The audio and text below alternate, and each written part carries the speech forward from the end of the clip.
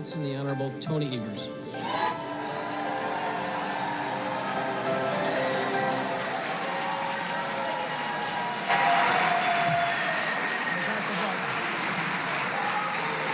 Thank you, everybody. Thank you so much. Thank you. Good evening, Wisconsin. Honorable Supreme Court justices, tribal nation leaders, constitutional officers, members of the Wisconsin National Guard, active and retired members of our armed forces, cabinet members, Senate President Capenga, Majority Leader Lemieux, Minority Leader Agard, Speaker Voss, Minority Leader Neubauer, legislators, distinguished guests we have here tonight, and all the folks tuning in at home, thank you for being here tonight. I'm Tony Evers, and I'm proud to deliver my third biennial budget message tonight as the 46th governor of the great state of Wisconsin. Thank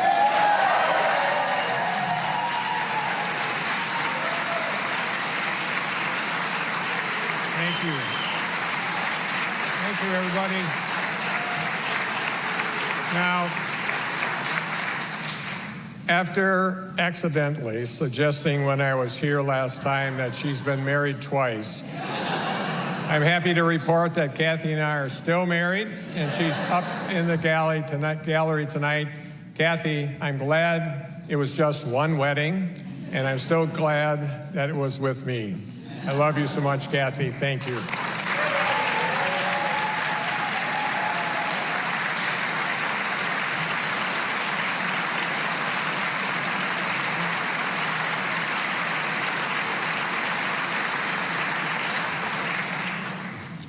Wisconsin, as I share our agenda for the next 2 years together, we begin this biennium in the best fiscal position we've ever been in our 175 years of statehood.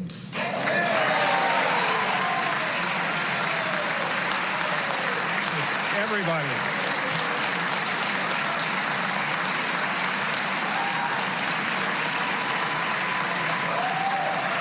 Everybody made it happen. This is a breakthrough budget, one that has rarely, if ever, come along in our state's history. And with this opportunity comes responsibility, obviously. Today, we carry the weight of posterity. While we must find ways to save when we can, we have a duty to invest in needs that have been long neglected. While we cannot afford to be careless or reckless, we have a duty to protect the future we've worked hard to build together. While we must continue to stay well within our means, we have a duty to create prosperity that will define our state for generations.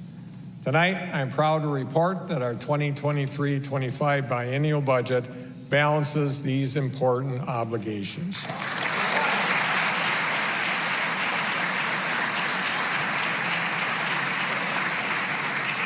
My plan to cut your taxes is a good example. I promised cutting taxes would be a part of our agenda to help working families afford rising costs, and it is. And I'm proposing we do it responsibly by targeting relief to working Wisconsinites who need help affording those rising costs. So I'm delivering on my promise for a 10% middle-class tax cut and providing $1.2 billion in tax relief for working families.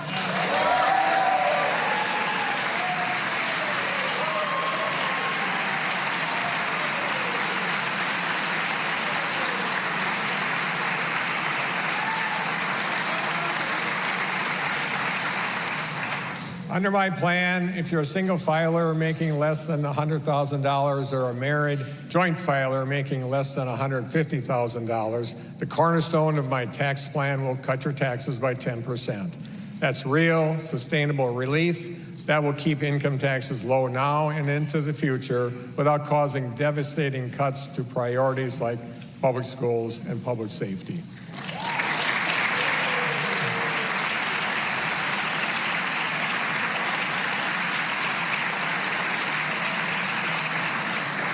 And here's who else we can help if we get this done. Seniors living on fixed incomes that haven't kept up with rising costs, working families with kids to help afford child care and reduce child poverty, families providing care and assistance to an aging relative, and veterans and surviving spouses paying rent. My plan provides tax relief to help you too.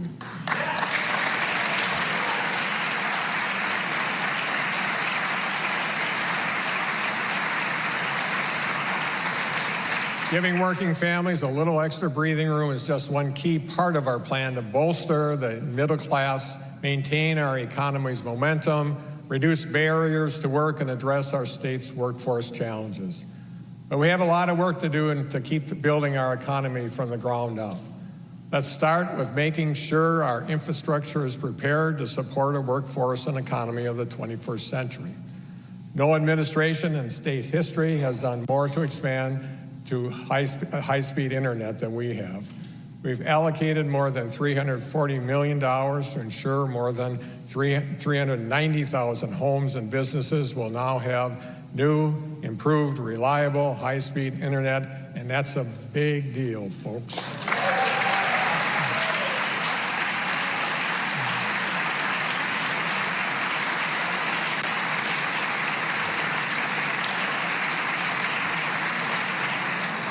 But in this century, nearly everything about our economy, our workforce, and our way of life depends on access to reliable, high-speed internet.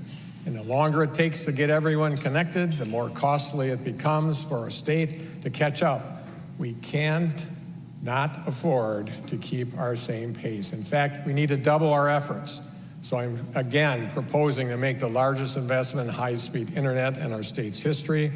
I'm asking the legislature to join me in supporting a $750 million investment into broadband expansion grants so the state is doing our part to meet our goal of getting every Wisconsinite, every home, and every business connected to a reliable, affordable, high-speed internet by the end of 2025.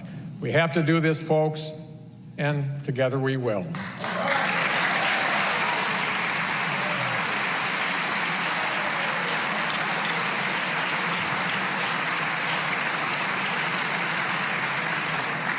Part of ensuring our infrastructure is ready for a 21st century workforce and economy is building upon our work over the last 4 years to fix roads, 5,800 miles of roads and nearly 1,600 bridges.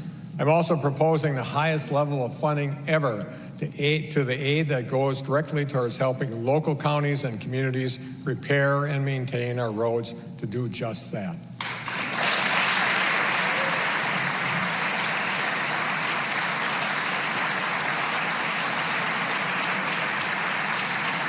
We're also investing in key projects across the state, from the Ray Nitschke Memorial Bridge in Green Bay to the Blotnick Bridge in Superior.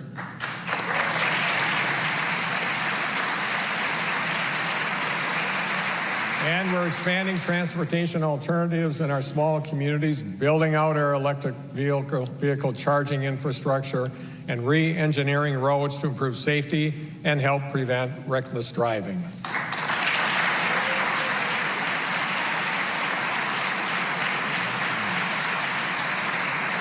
These investments will be critical for bringing our infrastructure into this century.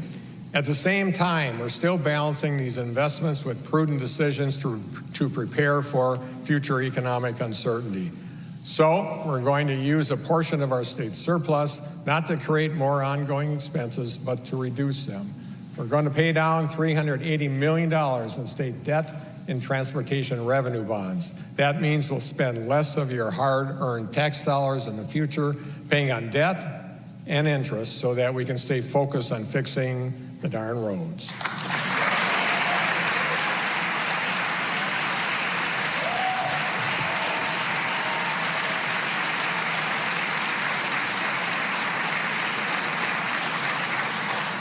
Investing in the 21st century transportation and infrastructure is essential to preparing our workforce and our economy for the future, and we have to start right away. But infrastructure is only one part of the work ahead of us to keep our talented workforce here and to bring more talent to Wisconsin. We have to continue harnessing local innovators and ingenuity to maintain our economic momentum and retain and recruit talented workers to build a workforce for the future. And building an economy from the ground up starts with investing in our main streets, our communities, and our local partners. So I announced last month we're continuing our successful Main Street Bounce Back program.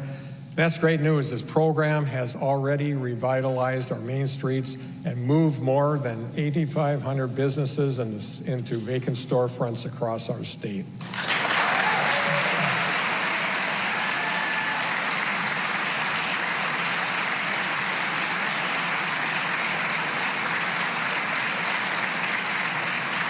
But I also recognize that when it comes to bolstering our workforce, no two communities' needs are alike. There is no one-size-fits-all solution to our state's workforce challenges. We trust our local innovators, communities, businesses, and economic development partners to know best what they need to support a strong, successful workforce and bring new workers to their area. They might need more high-quality child care providers. They might need more clinics and accessible health care, or to expand job training in high-demand industries. We must meet those unique needs whatever and wherever they may be. It's why one of the most significant investments we make in this budget is to invest nearly $500 million in programs designed to support local, regionally based projects in communities and regions to help them expand the state's workforce, invest in health infrastructure, and other capital projects in communities across our state.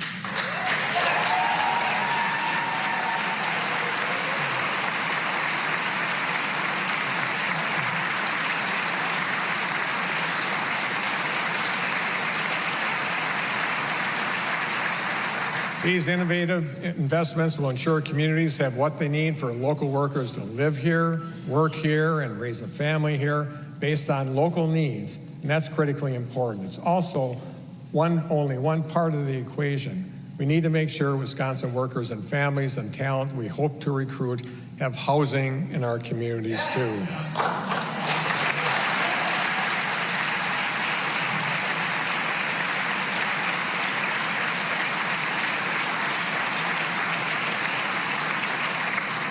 Lack of access to affordable housing will hold our workforce and our economy back. So we're going to take a multi-pronged approach to make sure we have safe, reliable, and affordable housing across our state. We're creating a new affordable workforce housing program with a $150 million investment into local communities to maintain and develop workforce housing across Wisconsin.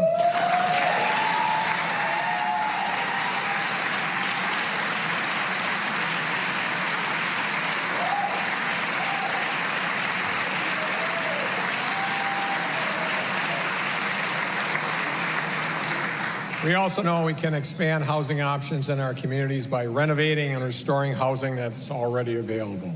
So we're investing $200 million into renovating and restoring existing residential properties, including providing low interest and forgivable loans to help working families update and remediate lead in their current homes.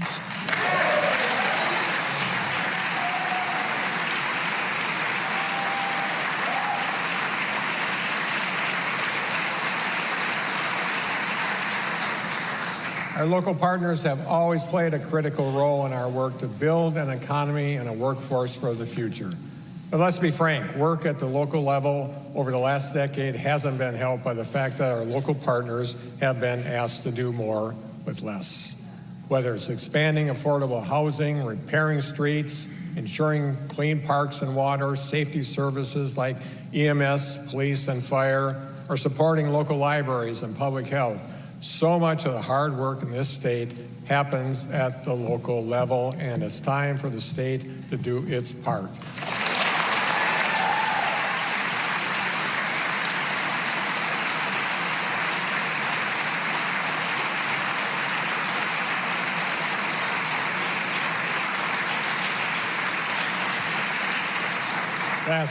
Last month, I pledged my support for a budget provision to send 20% of the state's sales tax revenue back to our local communities for shared revenue.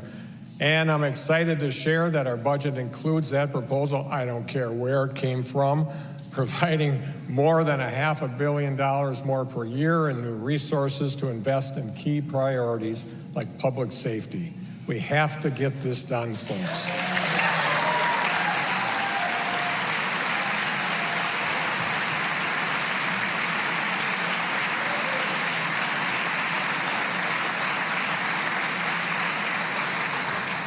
And we're not just going to fund our local governments, we're also going to invest in key programs at the state level to help local partners do important work in our communities. One of those investments into local public health, I'm excited to announce tonight, is a new pilot program to help make sure our kids can safely participate in youth athletics.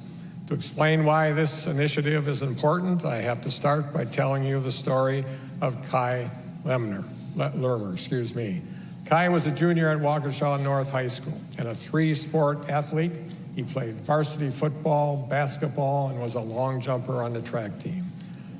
On March 25th, 2019, Kai was playing pickup basketball with friends when he went into cardiac arrest. As his parents later learned, Kai had an undiagnosed heart condition called Wolff-Parkinson-White syndrome, a condition no one knew he had. Youth physicals required to participate in high school athletics typically don't include an EKG, a test that might have diagnosed Kai sooner. Only days after going into sudden cardiac arrest on April 3rd, 2019, Kai passed away. He was 16. As Kai's family will tell you, to know Kai was to love Kai. And while I was never fortunate enough to meet Kai myself, I'm humbled tonight to be able to honor him. It's my privilege to welcome Kai's loved ones, including his mom, Patricia, and godfather, Paul, who are up in the gallery with us tonight. Folks, thank you.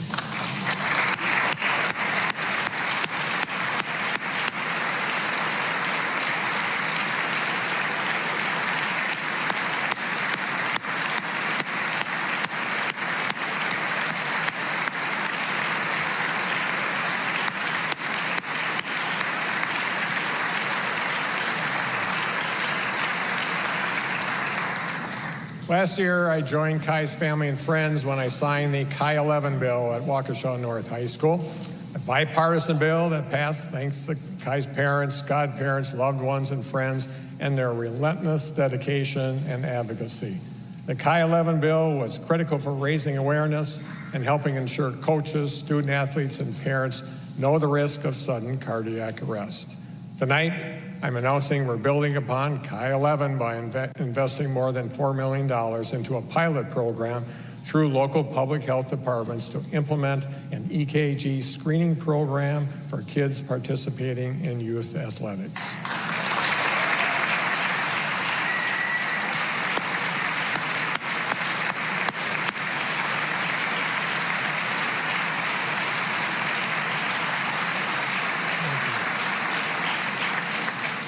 This pilot program will screen for conditions like Kai's to help prevent cardiac-related health incidents in youth athletes. It'll ensure kids and their parents can make the best decisions for participating in athletics safely and identify key strategies for potentially expanding the screening program statewide in the future. Folks, this investment into local public health will save kids' lives just like Kai. Let's get this done.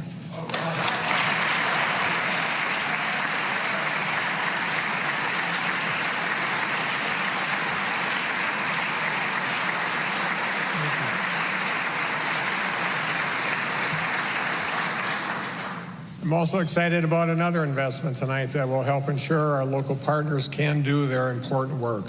We're going to make an unprecedented investment into supporting every level of our state's justice workforce.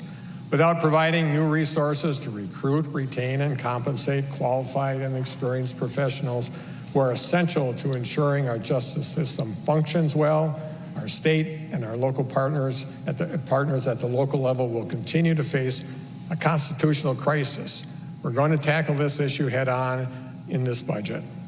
We're investing nearly $36 million into bolstering our justice workforce, including assistant district attorneys and public defenders, among other key positions.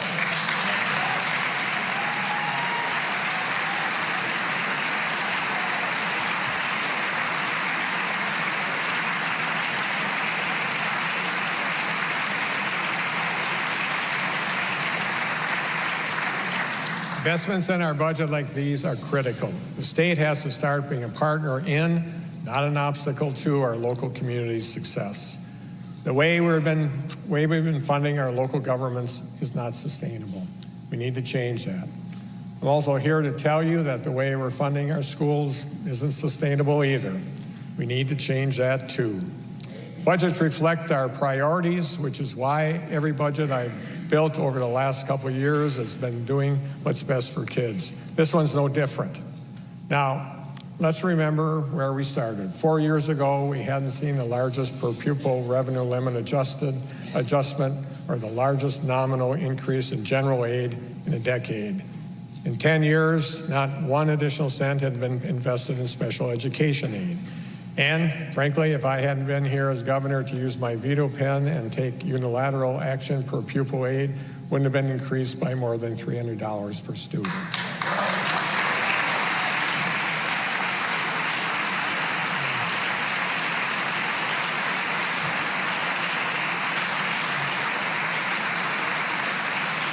So we've accomplished a lot, and I'm proud of our work. But I've also spent 4 years asking some people in this building that we need to do more. And I've heard those same people suggest time and time again that because of our previous budgets and federal pandemic aid, our kids in our schools have already received enough. So I'd like to respond to that tonight. On Monday this week, the CDC released its Youth Risk Behavior Survey report. And here's what the data show. In 2021, more than 40% of high school students felt so bad and hopeless that nearly every day, for at least 2 weeks in a row, that they stopped doing their usual activities. 1 in 10 students attempted suicide. 1 in 5 students seriously considered attempting suicide. And the statistics are especially bleak for teen girls and LGBTQ students. Nearly 60% of teen girls felt persistently sad or hopeless, double the rate for teen boys. Nearly a third of teen girls seriously considered attempting suicide. Think about that. That's 1 in 3 teen girls. And about 70% of LGBTQ students experience persistent feeling of sadness or hopelessness. More than 20% of LGBTQ students attempted suicide.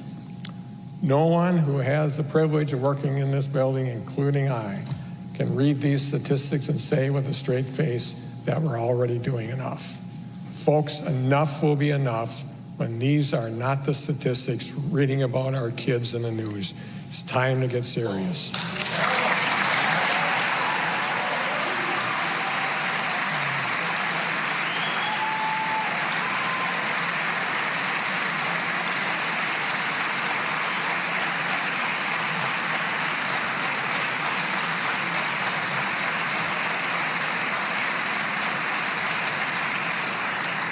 As a governor who also has, I'm a governor and a grandfather.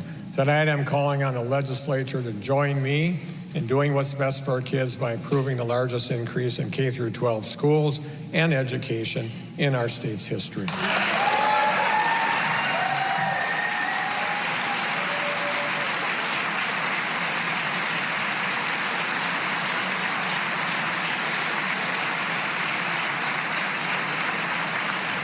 As I've said before, and I'll say it again tonight, our kids can only achieve their full and best potential when they can bring their full and best selves to the classroom. If we want to have a chance at improving our kids' outcomes, then we have to shorten those odds. We can start by addressing the statistics, I just read to you. Let's make sure every kid in Wisconsin has access to school-based mental health services through our Get Kids Ahead initiative. It's a year of mental health, folks. I know we can get this done.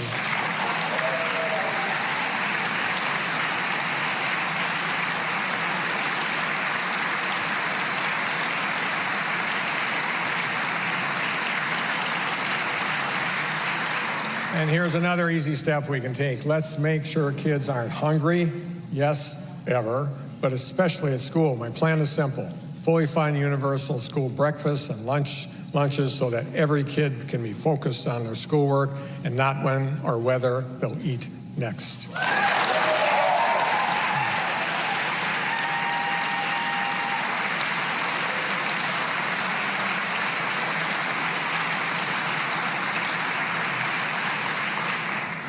These are basic steps we can take to help improve outcomes for our kids so that they can come to class coursework ready. Coupled with our investments and initiatives to bolster our educator pipeline to keep class sizes small and improve financial literacy, math, reading outcomes across our state, we're going to make sure our kids are ready for success.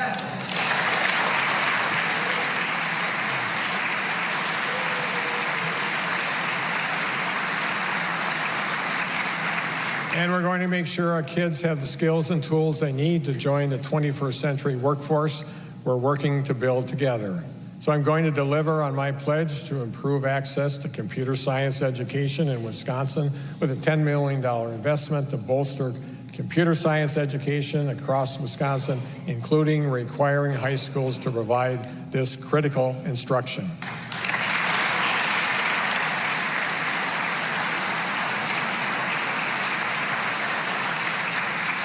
The best measure of the opportunity we have to offer is whether we're willing to invest in the future of our kids and our families.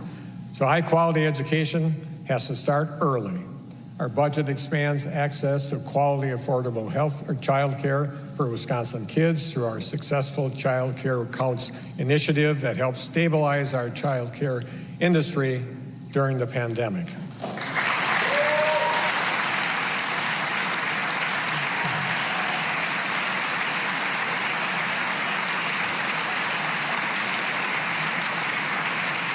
And we're going to invest more than $22 million to keep working to support partnerships between businesses and child care providers who want to do their part to help make sure child care is more affordable and accessible for their workers.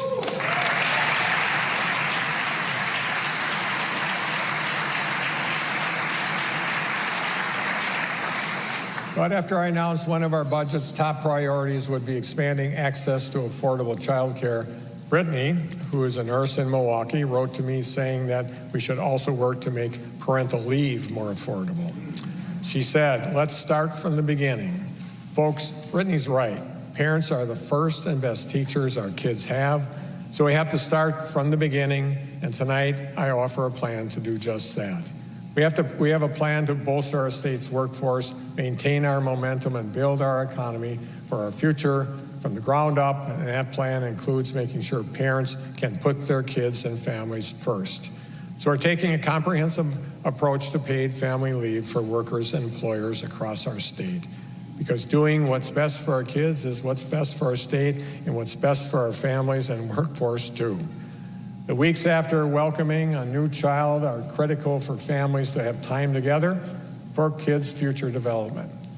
Tonight I'm announcing that we're going to create a statewide program that will provide most private sector workers with Wisconsin paid family and medical leave for 12 weeks. And we're going to do it by investing more than $240 million in state funds to get that program started.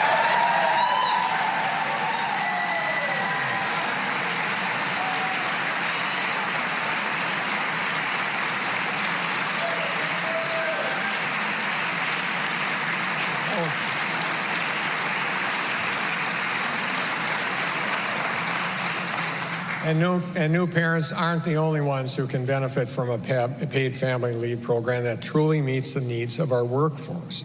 Too often folks are also unable to receive family or medical leave support based on their unique circumstances or situation. So we're going to expand eligibility so workers have the flexibility to respond to their personal family members or their kids' needs.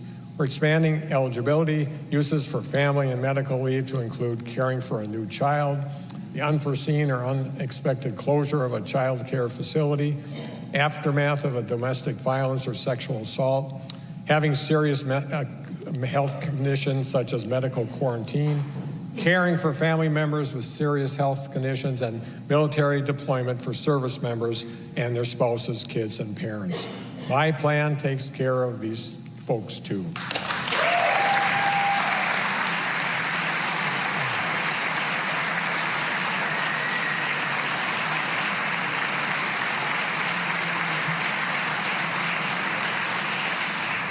Listen, I know the people in this building might not agree with me on the periphery of every policy all the time. That is democracy, right? But I also believe we should be able to pass common sense proposals that already have broad bipartisan support, especially those we know will help us retain and recruit a talented workforce. And here's what else I know. We cannot afford to stand still while other states are willing to take bold, urgent action to compete for new workers. And that includes competing for Wisconsin's own homegrown talent. I wish we could all agree that expanding affordable health care will help our families, our farmers, our rural communities, our small businesses, our main streets, and our state's biggest employers alike. So yes, I'm again proposing to expand Badger Care because access to quality, affordable health care is workforce and economic development.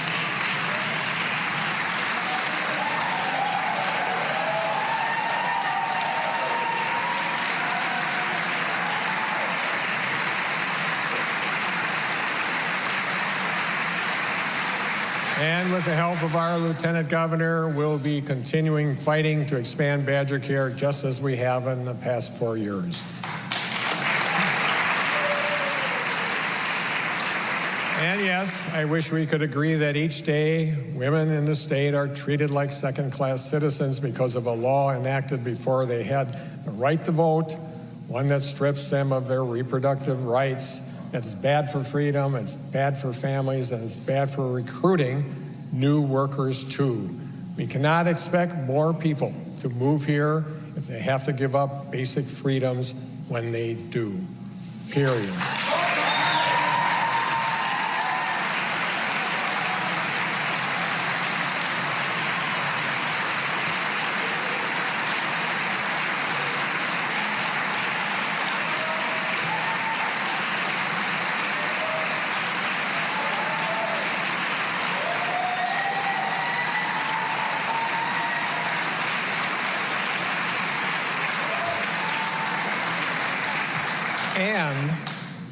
And I also think we should be able to agree that in America's dairyland, immigrants are an essential part of our communities, our churches, our schools, our workforce, and our economy.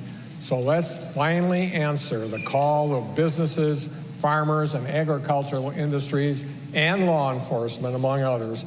Let's make sure everyone can access driver's licenses, regardless of their citizenship status, so that workers can get from point A to point B, and we can keep our roads safer too.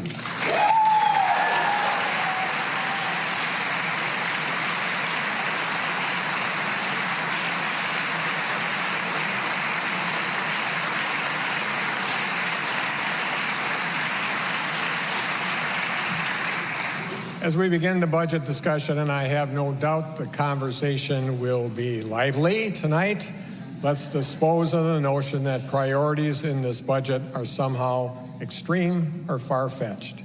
I promise you this, in this budget there's more that unites us than divides us.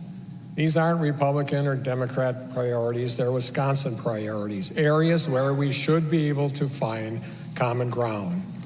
This budget is about solutions, not wish lists. This is a budget about pragmatism, not politics. This is a budget about getting back to basics and doing the right thing.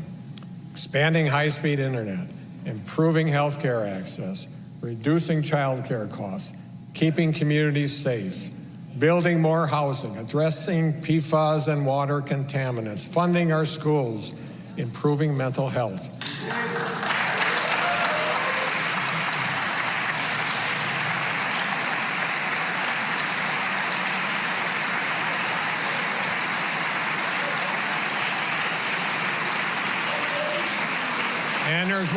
And there's more, fixing roads and bridges, bolstering our current and future workforce, maintaining our economy's momentum.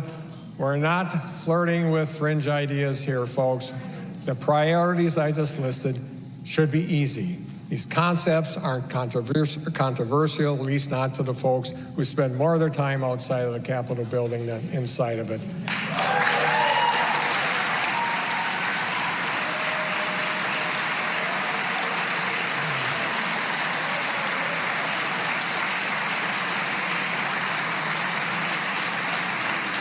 So, as we shoulder the weight of posterity, let's not allow our work together to be hindered by partisanship. As you consider this breakthrough budget, let's not just dismiss ideas because they're proposed by a person or party you dislike. And as we balance this historic opportunity with our historic responsibility, let's give these priorities deliberation and debate that's worthy of the traditions and the people of this state. We have so much work to do and so much we can accomplish if we're willing to work together. Together we will. Let's get to work, folks. Thank you. And on Wisconsin.